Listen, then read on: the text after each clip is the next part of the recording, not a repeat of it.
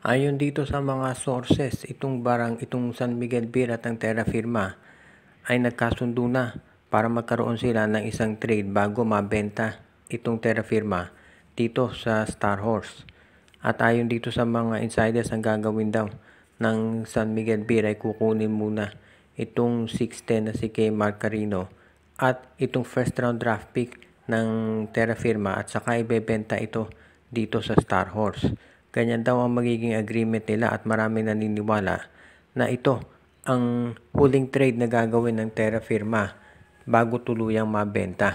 Marami naniniwala na ito'y kahilingan din ng SMB dahil kinakailangan talaga nila na kumuha ng mga tao na magagamit nila.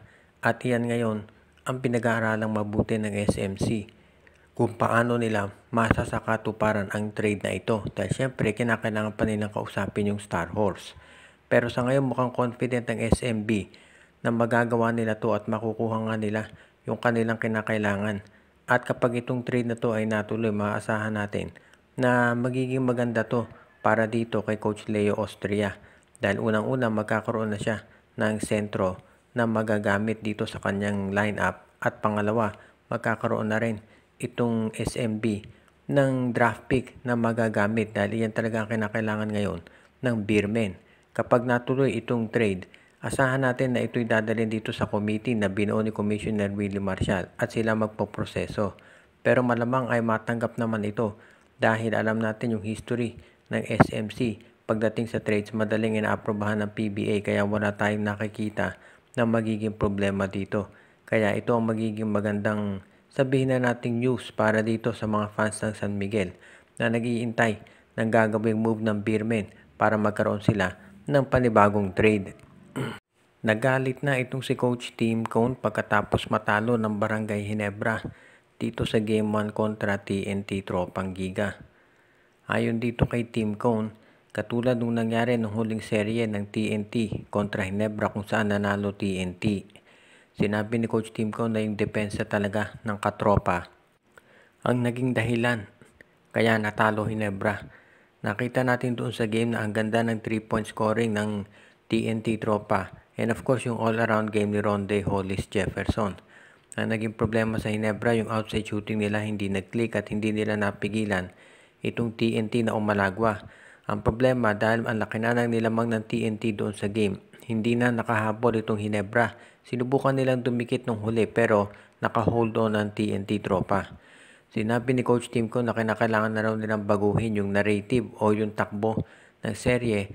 Kung hindi, magiging mahihirapan ang Ginebra na makabawi dito. At yan ang dahilan kung bakit ang Barangay Ginebra ngayon, sabi ni Coach Tim Cone, kinakailangan gumawa ng paraan para mabago ang sitwasyon dito.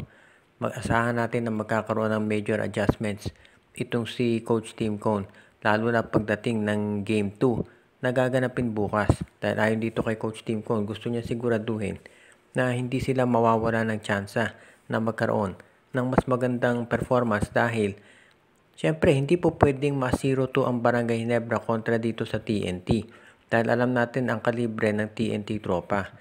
At in fairness kay Justin Brownlee, maganda nilaro niya pero kulang ng support. At hindi rin nakatulong na ito si Troy Rosario ay meron pa rin palang injury. So ito ngayon ang inaalala ni Coach Tim Cone. At yan ang dahilan kung bakit gusto niyang gumawa ng paraan para masiguro na sa Game 2 ay makatatabla na ang Barangay Ginebra dahil mahirap sila na ma-0-T dito sa TNT. Pumirma na ng kontrata ang veterano na si Jackson Corpus dito sa Converge Fiber XS. Hindi din-disclose yung ibang detalye pero masasabi ko lang dyan magandang addition ito si Corpus para dito sa dito sa Converge Fiber XS. Dahil ito isang veterano na mahusay sa depensa. At nung naglalaro pa ito dati sa Terra Firma at Magnolia, meron din tong opensa. Kaya magiging maganda tong addition dito sa roster ni Coach Franco Atienza. Ilang beses nang sinabi ng Converge ayon sa mga insiders na gusto nila na magkaroon ng mga bench players na magagamit at maidadagdag dito sa kanilang koponan. At ganyan na nga nangyari. Nagawa nila yan at alam natin na magandang magiging resulta nito para dito sa Converge Fiber XS, lalo na at ito si Jackson Corpus ay isa doon sa mga players na talagang sabihin na natin na mabibigyan ng mas matinding lalim yung bench at yung rotation ni Coach Franco Atienza. Dahil ito si Corpus, lalo na pagkapag import conferences yan, magagamit yan na pang-depensa to sa mga import. At maganda rin, pagdating ng Philippine Cup, pwede yan pang-defend do sa mga top local players nung kalabang koponan ng Converge. Kaya ito maganda yan para dito sa Converge na magkakaroon sila ng magandang halo ng mga veterano at mga baguhang player. At syempre, alam naman natin na pagdating dito sa Converge, isa sila sa pinakabatang team sa PBA. Kaya kung magkakaroon sila ng mga veteranong player, maganda yan para dito sa itatakbo ng kanilang koponan. At yan ngayon, ang pinaplano talaga ni Coach Franco Atienza. At ang pagkuha kay Jackson Corpus ay isang hakbang pa lamang. Marami pa raw ibang mga veterano at mga bagong player na kukunin ng Converge para pagdating ng Philippine Cup ay maging mas ready na sila dito sa pagpapalakas ng lineup nila. At seryoso ang Converge na manalo ng kampyonato dito sa Philippine Cup at umaasa sila na si Jackson Corpus ay isa doon sa mga makatutulong sa kanila. Sinabi nitong Star Horse Shipping na hindi rin sila magiging farm team kapag sila ay sumali sa PBA. Ito ang niliwanag ng kanilang management dahil syempre maraming fans na medyo nagwo-worry na baka itong Star Horse ay maging isa rin katulad ng Northport at Terra Firma. Pero sinabi nila na hindi raw yan mangyayari. At ayon dito sa Star Horse, gusto nilang bigyan ng oportunidad yung mga ibang teams o ibang mga players na hindi masyadong kilala na magamit. At yan ngayon ang gagawin daw ng Star Horse. Itong mga players ng Terra Firma hindi naman matatawag na superstar. Pero naniniwala ang Star Horse na kinakailangan lamang silang bigyan ng pagkakataon at playing time. At yan daw ang kanilang gagawin ngayon. Kaya abangan natin ang magiging resulta nito para dito sa Star Horse. Kung matutuloy nga yung kanilang balak na magtayo ng isang malakas na koponan para lumaban dito sa PBA. Dahil sa ngayon, ang gusto raw nitong Star Horse talaga ay maging isa doon sa mga teams na lumalaban at magkakaroon ng mas magandang tsansa na sabihin na nating ma-break yung monopoly nitong SMC at itong MVP group.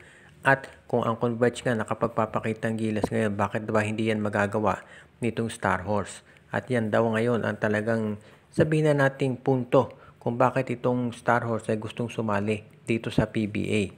At maraming fans nga ang gusto sana na sana ganyan talaga mangyari dahil nakita naman natin na nakadidismaya na itong nilalaro ng Terra Firma, Blackwater at Northport.